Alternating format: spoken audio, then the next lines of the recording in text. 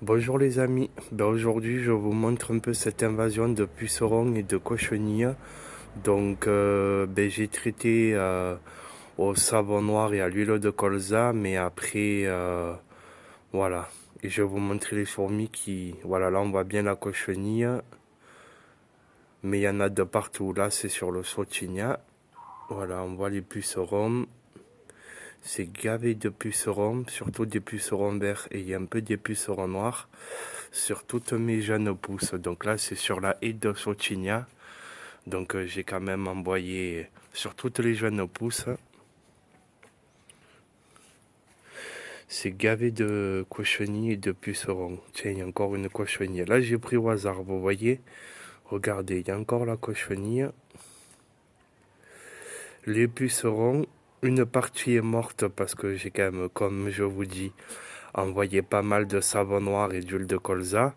Mais à un moment donné, est-ce que c'est 100% efficace? Je sais pas. Tout à l'heure, j'ai vu les fourmis qui s'excitaient pour essayer de récupérer ce qu'elles pouvaient sauver. Mais je pense qu'à un moment donné, il faudrait vraiment que je traite plutôt contre les fourmis parce que au potager, elles ont des avantages. Après, au jardin d'ornement, c'est plus compliqué. Donc là, je vous montre une vue d'ensemble. Mon sautigny, il aurait dû être beaucoup plus gros cette année. C'est beaucoup plus gros. Beaucoup plus touffu parce qu'à chaque fois, les jeunes pousses, vous voyez, vous connaissez, les jeunes pousses, elles se recroquevillent parce que, regarde là, ça se recroqueville parce que les pucerons et les cochenilles, elles pompent toute la sève. Vous voyez, c'est totalement recroquevillé, donc on le sait qu'il y a les insectes suceurs de sève. Dessous, j'ai un peu le soleil. Je pense que vous le verrez, c'est gavé de chez gavé. Et j'ai vu des tas de cochenilles. Je fais une pause pour essayer de vous... Toutes les jeunes pousses gavées de pucerons. Donc c'est hyper fastidieux. Mais attention, moi de la cochenille, j'en ai eu dans des trucs cette année qu'on n'est pas censé en avoir du tout. Hein. Bon, j'ai un élagnus qui est mort à cause de la cochenille à l'intérieur, carrément dans le paillage. J'étais gavé de cochenilles blanches. Et j'en ai eu... Bon, bref, parce que je vous ai jamais trop montré le côté fleur, le côté jardin. Je vous ai plus montré le côté potager. Donc on va aller voir. Voilà, ça c'est mes arbres V. Mon troène panaché. Lui, je l'ai beaucoup taillé, c'est un troène commun que j'ai beaucoup rabaissé. Et là, il y a mon Sautigna donc demi-tige, que j'ai taillé un peu en cèpe. Et lui alors, si on regarde bien, on voit qu'il est gavé aussi de...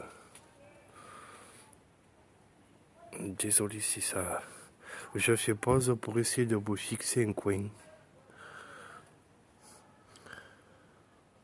Voilà, là on verra bien le carnage sur les jeunes pousses, carnage de pucerons. Donc je l'ai taillé, ça fait plein de jeunes pousses. Mais si ça embête de cochenilles et de pucerons, forcément, ça pousse pas bien. Donc là, j'arrive à vous montrer que les pucerons, on les voit bien.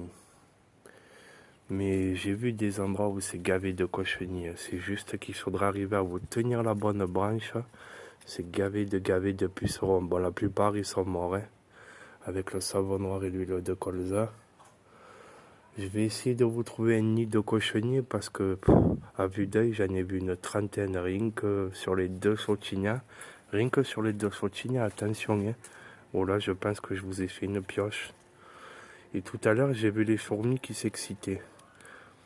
On voit quasiment plus la feuille tellement il y a des pucerons verts. Et après, le reste, je sais pas. Pucerons blancs ou cochenilles, bébé cochenilles. Bref, c'est un carnage donc de partout. Hein. C'est un carnage. Toutes les jeunes pousses, elles sont toutes recroquevillées. Bon, après, on connaît les symptômes. On s'en occupe pas tous les jours d'envoyer du produit anti-cochenille. Mais on voit bien que nos plantes, cette année, elles poussent moins bien. Il y a des endroits où, comme je vous dis, J'ai vu les fourmis qui s'excitaient dans tous les sens. En haut, c'est pareil sur les jeunes pousses du haut. Bon, je peux pas vous le filmer.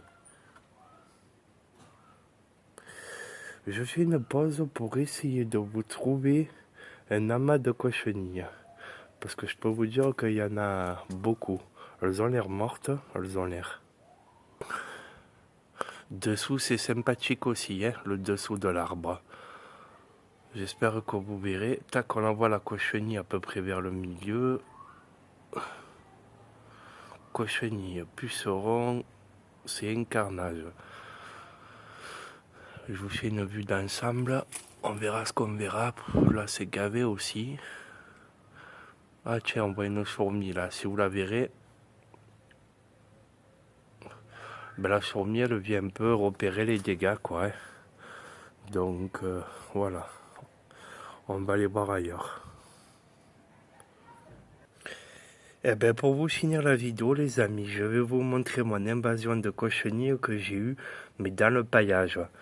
Donc, je vous le fais en direct. Vous voyez bien donc tout le miel à blanc et de la cochenille. Donc tout ça, oh putain, regardez-moi ça. Donc là, c'était un bail de cochenille. Donc vous voyez bien tout le miel là. Donc ça m'a tué un élagnus. J'en avais 3, j'en ai plus que 2. Donc j'ai eu une invasion de cochenille colossale. Donc là, vous voyez bien, hein, on voit même plus le marron du bois. On voit quasiment plus que du blanc. C'est le blanc qui domine, le miel de la cochenille. Donc c'est vrai que mes élagnus, je les avais beaucoup arrosés. Ils sont dans des pots foncés, donc la chaleur, l'humidité. Regardez-moi ce miel-là.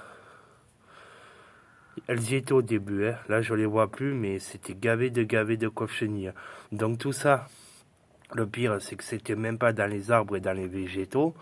Ben c'était le paillage sous terre. Enfin le paillage au sol quoi, donc le paillage au sol. Et du coup, vous avez vu juste en vous soulevant une poignée, c'est gavé.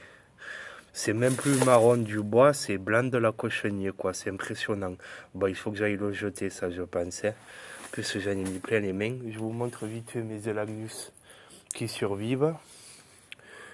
Voilà, ça, c'est mon élagnus Gilt Edge demi-tige. Et lui, c'est le... Ben, j'ai oublié, c'est un élagnus panaché. C'est pas le Gilt Edge, c'est le Limelight, je crois. Voilà. Donc, ben, lui, cette année, il est même beau que les autres années. Hein. Mais normalement, c'était une boule super bien dense. Voilà. Lui, il se porte mieux, mais il a eu un gros coup de fatigue. Entre les pucerons, la cochenille, et j'ai jamais osé soulever dessous. Mais alors, tant aussi, j'ai un nid. Et le troisième, qui est dans mon dos, ben, il a fait capote. Voilà. Bon, c'était voilà, que la partie cochenille puceron. Mais bien sûr, je vous ai pas tout montré parce que j'ai eu des invasions sur d'autres plantes. Allez, c'était un petit coucou. Ciao les amis.